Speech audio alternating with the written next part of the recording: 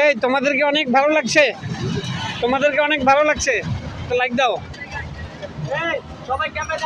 তোমরা কোথা থেকে এসেছো ভাইয়া? কুমিল্লায় থাকো না? তোমরা তো পাহাড়ি সাধারণত। হ্যাঁ, এখানে কি লেখাপড়া করো? ও, কাজ করো। ওরা সবাই কি কাজ করে? তোমরা কি কাজ করো? তোমরাও কি এখানে থাকো, কাজ করো? ও, পাহাড়ি না?